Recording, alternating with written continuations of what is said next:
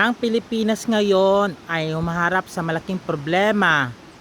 Iisa lang ang solusyon ay bumaba si Marcos Jr. Ayan, kinanta ka na ng kapatid mo. Ito naman si Auntie Claire. Ano ka lang, trabahador ka lang. Tapos makuha mo ipagtanggol si si Marcos.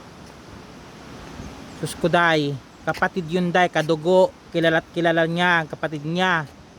Mula ulo, mukhang paa, bituka, alam ni ay kabayo ka.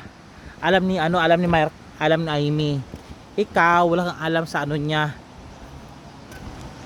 Kapatid is kapatid, alam ang karakas ng alam ng karakas ng bawat nila, bawat galawan.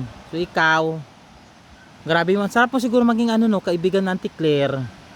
Kasi kahit mali, pilit mong tinutuwid at nagkautal-utal ka sa explain na wala sa lugar, na nagtatanga-tangahan lang.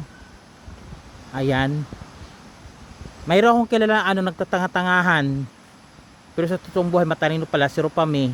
Ayun, nakakatawa. Pero tulad mo na nagtatanga-tangahan kunuhay, yun nakakaasar.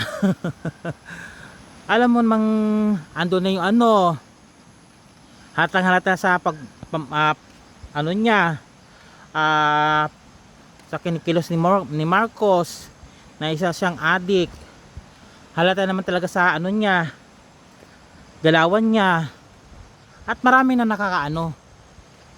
di ba, na addict siya. Tapos ikaw makapag kasus ko naman, ay nako, nakaka-stress talaga to si Marcos. Isang solusyon lang dapat, bumaba ka sa pwesto.